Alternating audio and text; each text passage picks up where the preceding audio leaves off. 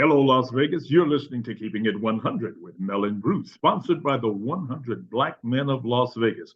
What they see is what they'll be. I'm Mel Tiller, your host, and today you are in for a real treat. I'm talking to Amanda Thomas. She is an aerospace engineer.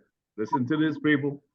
She's working for a company called Peraton, and they are a NASA Deep Space Network contract. They have the NASA Deep Space Network contract. You've heard of Captain Kirk. You've heard of Star Trek. Now we're going to be talking to the real deal. We're talking about deep space. Amanda, welcome to the show. Thank you. All right, so let's slow it down just a tad bit. Tell us exactly, what does an aerospace engineer do? Okay, well, there are different aspects of aerospace engineering. Right now, I am the operations manager of the Goldstone complex. So I have people who work for me in this room. We call it the Signal Processing Center, and they connect to. They use these giant antennas to connect to the spacecraft to bring back science data, the pretty pictures you see in your science book and on TV, or the videos you see on TV from space. We do that. We're the telecommunications group that bring that stuff back. Okay, wait a minute. We're going to have to back up a little bit. Listen, I understand that this is radio, so I'm going to have to tell you all. This is a Black woman who is the operations manager, and she's taking care of Captain Kirk. I just think this is fantastic. Okay, so how did you get to be in charge? Okay, I mean, your journey, where you are, is really spectacular. You're talking about something that sounds like magic to most people. The ability to travel into deep space and actually communicate to those people who are in deep space and those spacecraft. So how did you, as a young Black woman, how did you achieve this? This is so important. So a little bit of hard work. Well, a lot of hard work. Dedication, and initiative. We have to chart our own path. So we a little bit of initiative. But I was born and raised in the Caribbean island of Grenada. I was used to seeing leaders that look like me. So the equivalent of your president, which is our prime minister, he looked like me. All our ministers, they look like me. So achieving greatness or success or being in power, that I saw that every day. So I knew it was possible. So let me say this to the young ladies who are listening to us, okay? There are Black people around the world who are achieving great things right now. Not yesterday, because we hear about the wonderful things that our African ancestors achieved. There are Black women right now who are flat getting it done, and Amanda is one of those. It is possible, young ladies. Go ahead, Amanda, talk to her. So I was born and raised in Grenada. It's a Caribbean island. And at the age of 15, my family moved to the United States. And that's where it all began. I all growing up, I had an aptitude. I was a pretty good student, but you don't have to be a good student all your life. You could turn that around and be a good student at any point that you decide that you want to be a good student. So if all of a sudden in high school you decide, hey, I want to be more or do more, you could change that. You could work on your grades and change that. So you don't have to be a straight A student from kindergarten to you graduate. You could start being a good student at any point in your life. So I love that. Listen, I often talk to young folks, and I'm a life coach, and I tell people, start now. Doesn't matter what you did yesterday. Start right now. If you want to accomplish something great, it doesn't matter what you did yesterday. You have the ability to do it in the future. Start right now. Go ahead. You are exciting me. Go right ahead. You start right now. So we came to America, and things were a little bit different. It was, I didn't have my friends, my cousins, my family, everybody. Well, my immediate family was here with me, but we had to start over fresh and new. I went to a high school where the counselor, my papers didn't get, my transcript didn't arrive here to the US yet, but I was here. And she asked me, well, what classes did you take? I said, well, I was in physics class and math class. And she looks at me, she goes, really? Physics? And then uh, she said, basically told me I was not going to go to college, to make a long story short.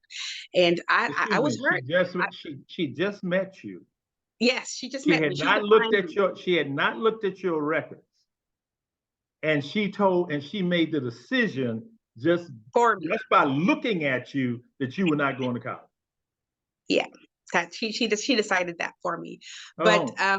I had something for her though, because I knew better. And how old were you when you heard this? 15. I was 15 years old.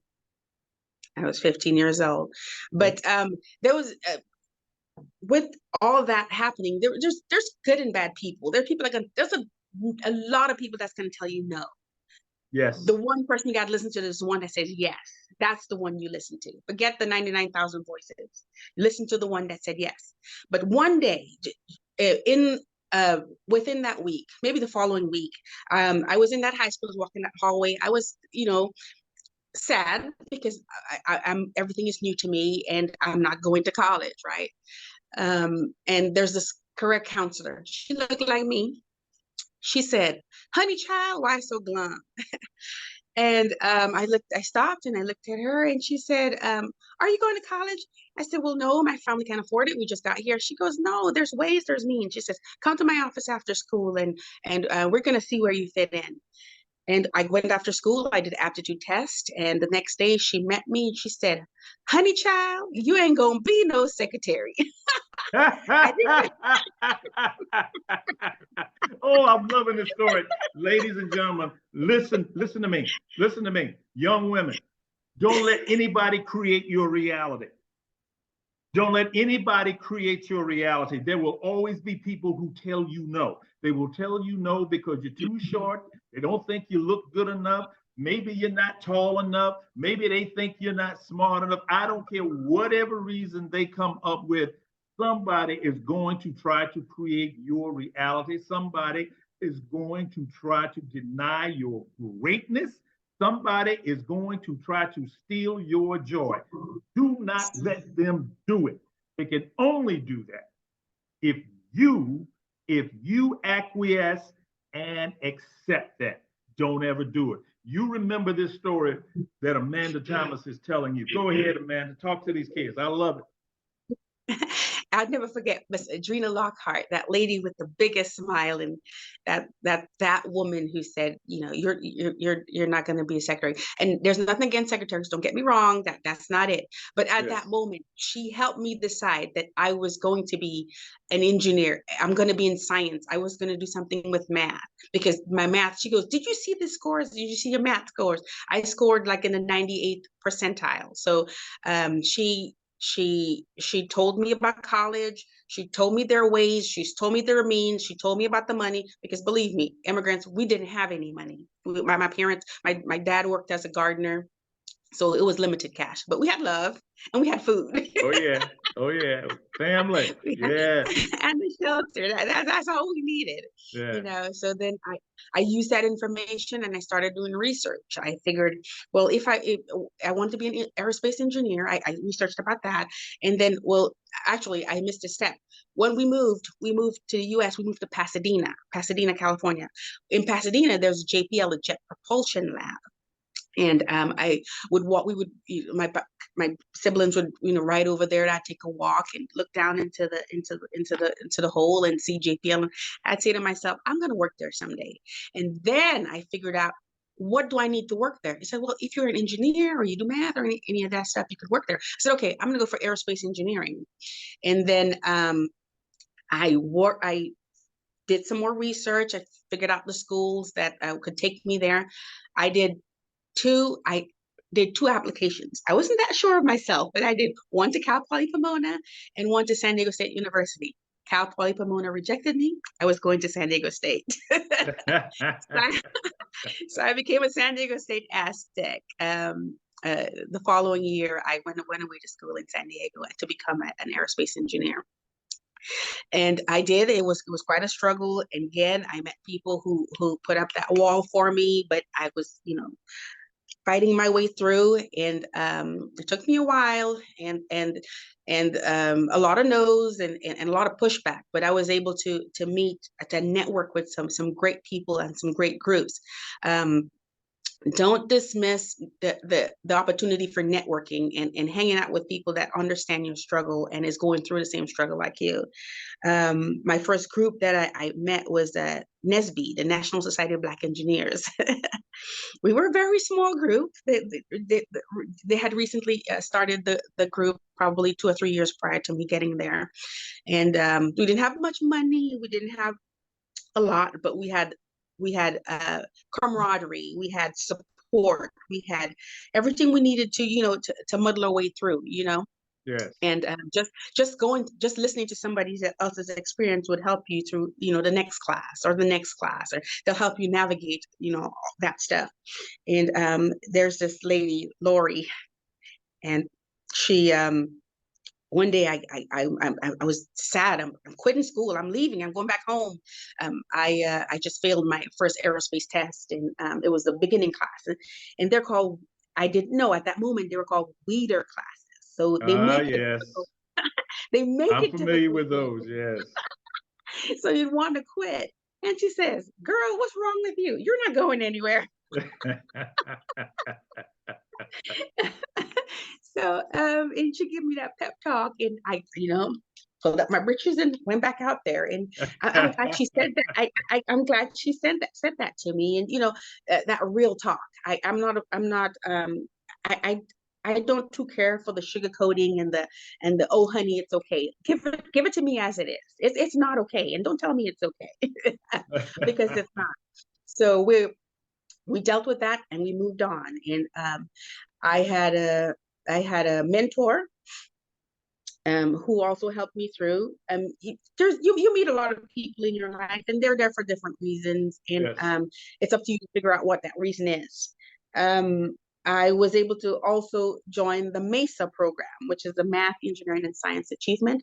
That program, some of you are probably familiar with it. It's you start in middle school, and it goes all the way to high school, and then in college it's on a different level, because in college they mostly provide just tutoring, and you're not doing the exciting projects as you did in high school or middle school. But with my struggles, I was able to get a tutor. Here, I was a great student in high school, but in college, it was a struggle. I gotta tell you. So don't give up because you're struggling. Just just push through and find the help you need to make it. So I'm not gonna be shy. I'm not gonna tell you fallacies or lies. I'm gonna be honest with you. So it's a push. It's a struggle, and we can all do it. If I did it, you can do it. All of you. Listen, I love the story, because it's not all peaches. It's not all peaches and cream. You don't fail until you stop. Not. You don't fail until you stop. And so just because you come across some challenges, just because you come across some roadblocks, just because you fall down, does not mean you cannot get up, dust yourself off, and go achieve your goal. I love this story. She's telling you you can do it. She's telling you that your dream is achievable. She's telling you can tell Captain Kirk where to go and what to do.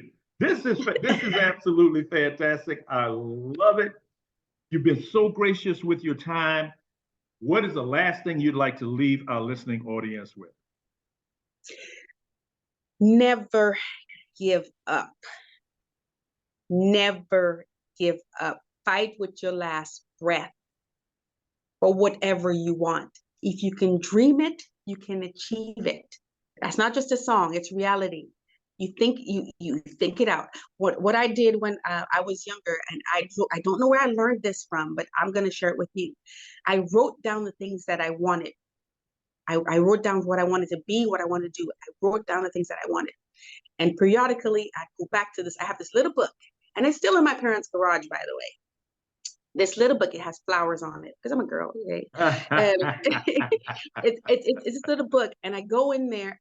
I would write sometimes things that are happening, whether it's good or bad. It'll be things that may have happened that, I wanted to change. I didn't want it to stay that way. I wanted to change. So I'd write that down and then figure out ways to change it.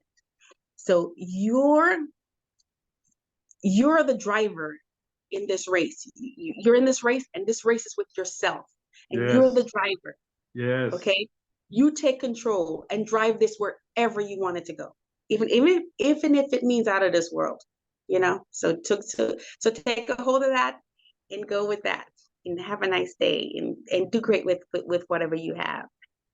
Amanda, thank you so much for joining us today. You're welcome. Bye. Have a great day. Listen, you've been listening to Keeping It 100 with Mel and Bruce, sponsored by the 100 Black Men of Las Vegas. What they see is what they'll be. And that's Keeping It 100.